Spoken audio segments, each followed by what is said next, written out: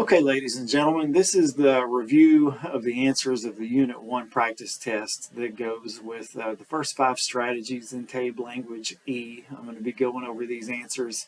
At this point, you should have taken the test and submitted it.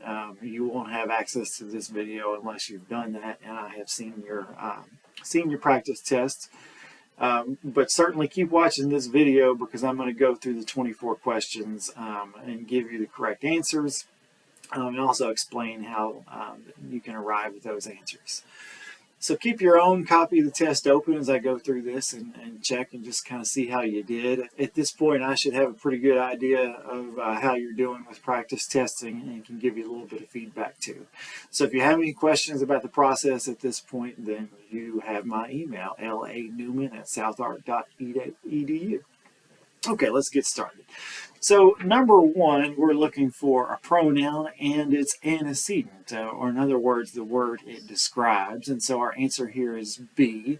He is the pronoun that stands in for the name Dave. So Dave is the antecedent there. All right, number 2, we're asked to find a collective noun, and the answer is C, family. The reason is the collective noun is one that, while it's treated as singular, is a collection of things, like a family is a collection of people, or a group is a collection of people or things. So a singular noun that contains, 2 or more of whatever the object is, whether it's people or inanimate objects, will be a collective noun.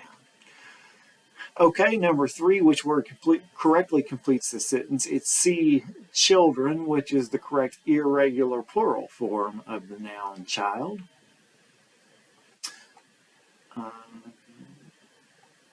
Number 4, which word is a regular plural noun? And it's cameras.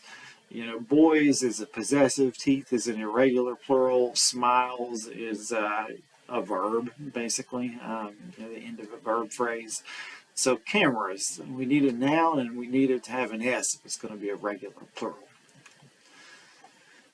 Okay, number 5, which word from the sentence is an abstract noun? And it's D, joy. Remember that abstract nouns are those that we can't necessarily experience with our 5 senses. We can't see them, we can't taste them or smell them, but they're ideas or concepts that we would agree have existence, like joy, love, disappointment, whatever. So D is our answer. All of these other verbs, all these other nouns are concrete. They're things. All right, number 6, which word is an irregular past tense verb? And it's C, sat. A and B are regular because they have ed to make them past tense, and then back is not a verb at all, at least not in this context. All right, number 7, which word is a regular past tense verb? And it's B, worked. We just make those adding ed, kind of like cheered and laughed up here in the previous question. Number 8, which verb correctly completes the sentence? It's B, walked. It's basically the same pattern as worked up here, but we know we're going to need past tense because it happened yesterday. Not today, not tomorrow. All right, sorry about the angled page here, but sometimes scanning is a little bit difficult. So number 9, which words correctly complete the sentence? And it's D, are starting. Are agrees with the plural trees, and then the participle form of this verb, starting, is what we need to complete the sentence as it's written. Okay, number 10, which comparative adjective correctly completes this sentence? And it's C, more complex, and this is an irregular comparative. Most of them we form by adding ER, like closer. But with irregulars, we add more or less, or most or least if we're dealing with superlatives. Okay, 11, which coordinating conjunction correctly completes the sentence? It's B, but. All of these are coordinating conjunctions. All 4 of them are in the group of 7 fanboys. But the reason that we picked but is because it shows this idea of contrast or opposition, that the food was cooked, but it was not eaten in that moment. It was eaten at some other time. So showing, opposition is what we use the word but for. All right, 12, which is the best way to combine these simple sentences, and it's A here. We're turning it into a compound sentence with a comma and coordinated conjunction. That's one of the fanboys, and we end up having the correct coordinated conjunction here with A because, it shows that these things come together. She read one book this week, and then additionally, she's going to read another book next week. Okay, 13, what is the best way to rearrange the sentence but keep its meaning? And it's C, what we're using here is a subordinating conjunction, or rather, I'm sorry, subordinating adverb. And it ends up having the best flow of all the options, although some of them are just grammatically incorrect. Until I tried to write my essay, there were no papers in the trash. So they turned this into a complex sentence, which ends up making it a little bit shorter and sound a little bit more foreign. Okay, 14, which greeting to a letter uses commas correctly? It's B, Dear Donnie and Nick. We put the comma after the greeting. No need for a comma in between dear and the names or in between the names themselves if there's more than one. Although if we had 3 people, we would end up having some commas. But that's not our situation here. Okay, 15, which sentence uses commas correctly? It's C. We need a comma after Main Street and a comma after Chicago to show kind of the increase, the parts of this address that increase in size. So the street, comma, the city, comma, and then finally the state. And if we wanted to add United States of America, there's an even bigger unit, then we would put a comma after Illinois. 16, which sentence uses commas and quotation marks correctly? It's B, and the reason is we need this question mark after the question in a quote. If it's a question mark or an exclamation point, we don't turn it into the comma like has been done in this example here.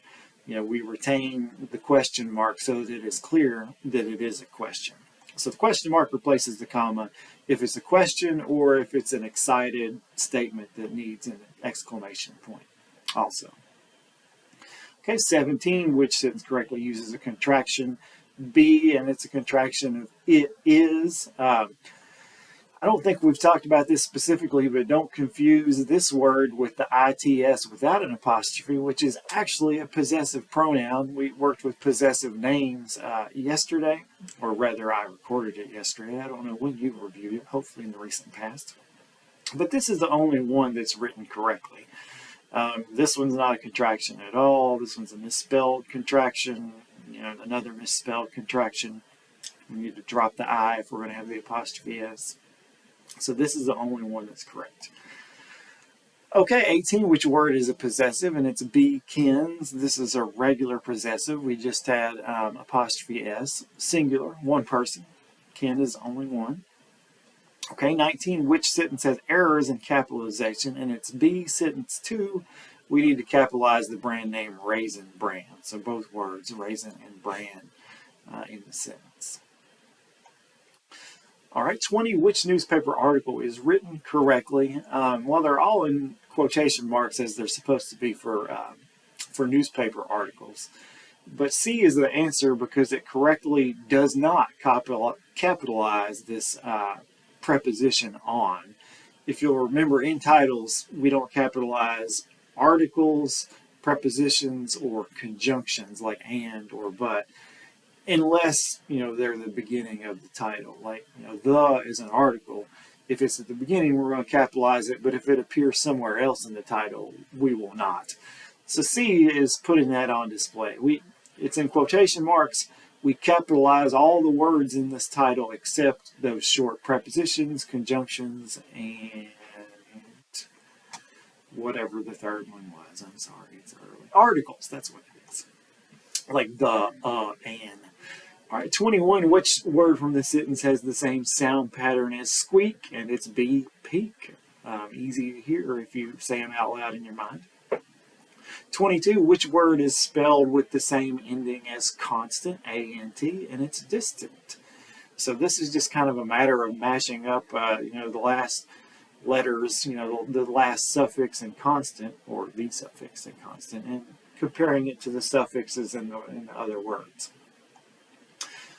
Okay, 23, which word formed from the base word mean is spelled incorrectly? And it's A. We don't need the E in means, like he means business. We wouldn't put the E in there. It's just MEANS. Okay, and then the last one, number 24, which word is spelled incorrectly? And it's A. It took me a minute to figure out what word they're going for here, but I think they're going for position, which should be POSITION, or the ION suffix from the lesson. The rest of these are correct. The GH is silent in enough. We have the silent GH in sunlight. Plants, pretty self-explanatory. Okay, so that ends the review of the first 5 strategies. We're actually more than halfway through the book at this point. You should also be keeping up with reading.